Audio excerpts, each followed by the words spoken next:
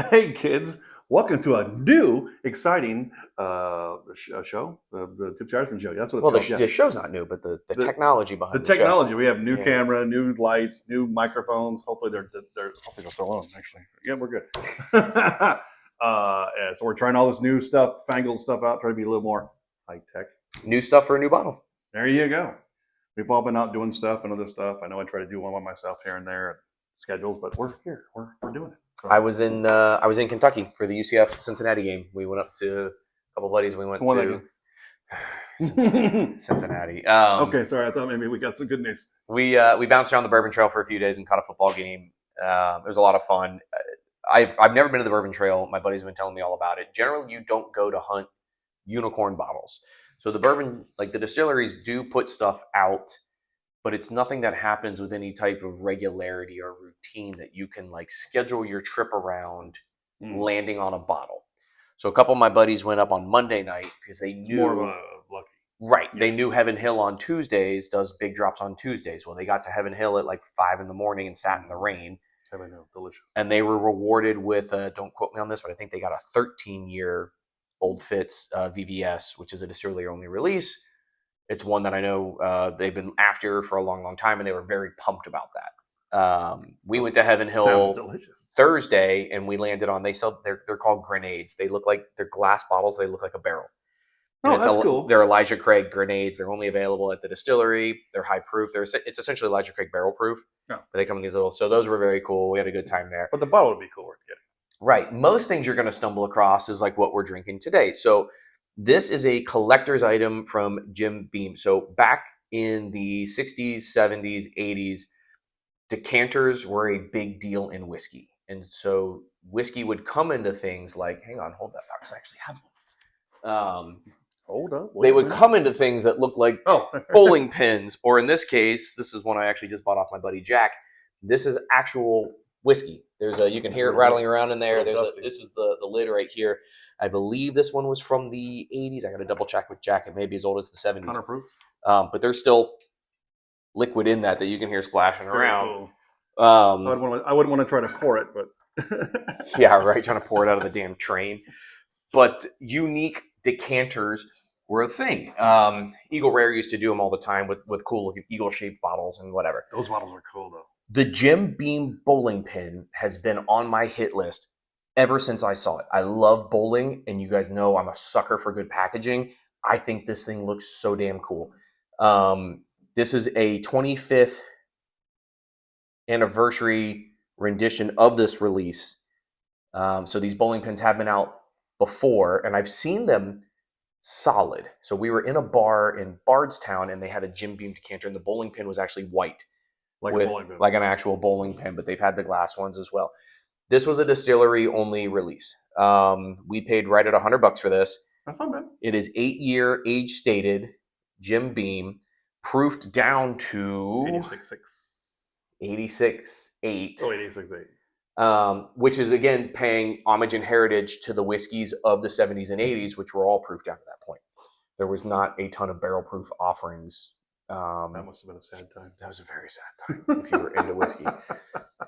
But as always, man, I'm just a sucker for cool packaging. I think the bowling pins are awesome. Like 12 of those in like a special ball. Yeah, right. Just sitting on the near bar, like a yeah. And pray no one rolls the bottle. So it is an actual screw top. We did have to Google this before we put it on the airplane. We weren't sure if we needed to wrap this in cellophane or whatever. Trick of the trade for those who haven't traveled with whiskey before, the airlines let you take up to 6 bottles checked. We have checked more than 6 on multiple occasions and never had a problem.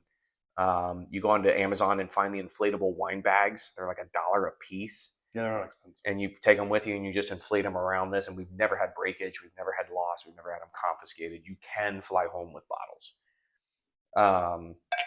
So this was at the Jim Beam Distillery the day we were there.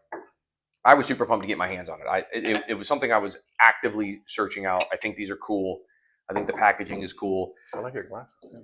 Yeah, I like that one. That's very cool. Yeah, these are different glasses. They actually don't have any logos or anything on them either. We're not representing any logos today. They are just a happy juice today.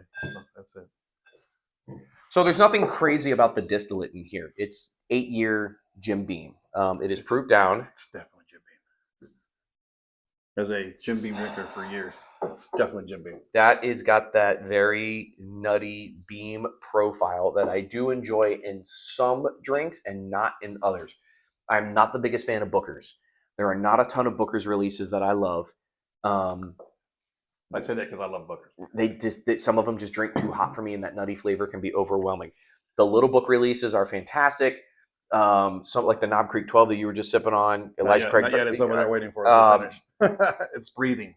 There are things that I do enjoy from the Beam line, but that super peanutty peanut shell flavor. That old tub I brought you. That's Jim Beam. Is it really? Yeah, it's delicious. And it's like $15. But on the nose, this is probably the softest whiskey that I have very soft. put my nose into in a very long time. There's like no ethanol at all. No, zero ethanol. Tiny bit of that nutty note. If I was completely blind and didn't know what it was, a wisp of fruit. Yeah, I wouldn't tell you this was Jim Beam off the nose. But again, I'm not the biggest Beam guy on the planet. It's definitely Jim Beam. It smells good. Cheers, my friend. See if it tastes as good. Thanks for opening it with me. Oh, so mellow. Oh, super peanutty. Man, there's something about so peanut. Fresh. You know that fresh crunched peanut butter that's like natural peanut butter, that first whiff you get from that? That is exactly what that tastes like. My buddy wow, that's really cool. My high proof buddies are gonna wreck me for this, but there's something refreshing about sipping an 86 proof bourbon and just not fighting your whiskey. This is really tasty to me. This tastes better than I expected. Yes, but that's weird, and I think it doesn't taste like it smells at all, which is interesting. What's great is that's nice. Dude. For as mellow as it is at 86, you can really kind of move it around your mouth, and you can taste the age on that. And I got a little burn, just a little right here. For 86, the finish is fantastic. Oh yeah, the finish is hanging out. You're getting 10, 12, 15 seconds worth of finish out of 86 proof. That's great. But you can really move this around your mouth and kind of pull some of those flavors out, and you can taste the age on this. You can taste a little bit of that dusty. Don't even smell anymore. Not smell it. Don't even smell it anymore. It's like gone. Yeah, no, I can't. Is that funny? I can't even like pull a single note out of it now. That's funny. The nutty note. That's the nuttiest, other than having like peanut butter whiskey I've ever had. It may be these glasses. I'll try them in the other ones. I'm gonna cut the camera off and see if it's because I have glasses from Penelope that I can't smell anything out of. Literally, you could put two of the same pour side by side in a regular blend. I can smell it, and in those I can't. There's now the third sip. There's it's still peanutty, but it reminds me of something like Abba Zaba. With the peanut butter and an Abba Zaba. That's what it kind of reminds me of, like that back taste. It reminds me of a Payday. It's fresh peanuts and caramel. Oh, that's it. That's exactly. I love Paydays. I love you too. That's a great candy. That's underrated candy bar. That is a top 10 candy bar. Fight me. Paydays are great. That'll fight your hunger over a Snickers any day of the week. I tell you that right now. That's what if you're trying to throw the flavors together, you're getting peanut, you're getting caramel, you're getting sweet, you're getting low proof. It's not something that's like aggressive in any way. It's just very, very mellow. It is giving me a little though. Yeah. I wonder if it's the mash bill or just we ain't been drinking a ton, so you never know. I'm drinking a ton, that's fine. I haven't. I've been laying off. But a very cool bottle. Do I think it's $100 whiskey? No. Would I pay secondary on this? Absolutely not. Secondary on this right now is like $200. I see. Yeah, dude. So when I was doing a little research for the show, and you can get them off of like Wooden Cork and some of the online stores, they're over $200. That is insane. It is 8-year Jim Beam juice on the inside. Remember that when you're going after it. So if you are willing to pay the premium because the packaging is cool or you like the history of the legacy of the release, just know that going in that this is not a top tier whiskey. It is delicious. I have no issues with it. I will say that what you're saying, the Jim Beam 7-year, the black 7-year is better than this. Oh, you think? I think so. Oh man, I wish I would have had one. We could have done it side by side. Oh. I don't know. I'm not saying it beats its ass. What I'm saying is price point. Oh yeah, that's like a $30 bottle. I think it's like 40. I think. Yeah, you can 39. You can get 2.5 of them. I'm saying that 7-year, you're getting another year, and I think I would rather have that, except for the cool factor. The cool factor, yes, but I'm with you there. I'm stumbling over my words here. It's the low proof. I think is cool in what this is because it is paying homage just to that older whiskey. It isn't low proof for the sake of being low proof. It's not low proof to up the yield. It's up proof to be, or lower proof to be reminiscent of what this release was intended to be however many years ago when it was released. I like that. If you gave this to me blind, I would tell you that I wouldn't tell you that it was Jim Beam. I would I don't know. Doesn't have that profile to me to know that's what it is. I wouldn't know it blind, but as soon as you told me, I'd be like, oh yeah, that's the Jim Beam. Yeah. Buddy. Okay. Yeah. You know what I mean? Like, that's so weird. Now you said now I gotta go get a payday. On the way home, I gotta get a payday. yeah, because that's like a sweet caramely. God, that's got, good. got some peanut butter to it. What's really funny to me is, and we were just talking about this in a group chat today. This is why I don't let other people's reviews skew my opinion on whiskey. The reviews on this have been super meh. Like the people opening it in the whiskey tubers that are drinking are like, the bottle's cool. We just watched the guy. Yeah, and he's like, Nah. it's not good whiskey. I like it. Go get it. I like it. Sue me. I think it's a really good pour, and this is coming from a guy that historically doesn't like a lot of Jim Beam products. I like this one a lot. I think it's got you can taste the age on this. You can taste that little bit of dusty, older whiskey, even though it's only 8 year. I think the bottle is stellar. I think it's one of the coolest packagings that I now own, and for me, it was worth $100. Will I go buy a case of them? Absolutely not. Having the one on the shelf is cool.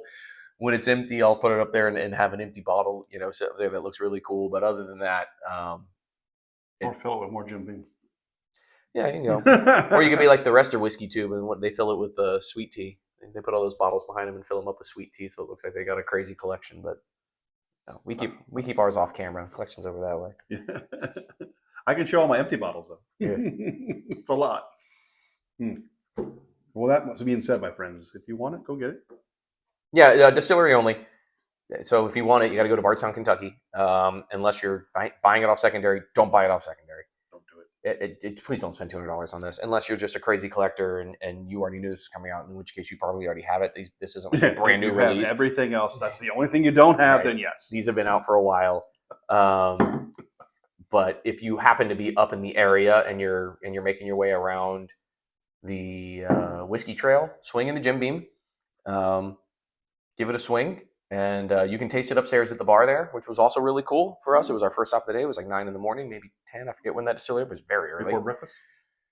No, I had eaten breakfast, but it was definitely before like substantial food. We rolled upstairs and eggs and don't mix. You need more than that. Yeah, had a couple of sips on our way up to. From there, we went to regular Bardstown and got some cool stuff there. But you can taste it upstairs before you buy it, also. So go to the distillery, cool. check Actually, it out. I like that you can do that. Yeah, it was a relatively cheap. It was like, don't quote me on this, I think it was $20 or $25, and you got 2 pours of their really high end stuff. And then for this, I think it was only like 5 or 10. It was relatively cheap. Yeah. Well, if you can find it and you want it, go get it. Be careful how much you pay for it. Yeah, don't overspend. And we'll see you guys on the next episode.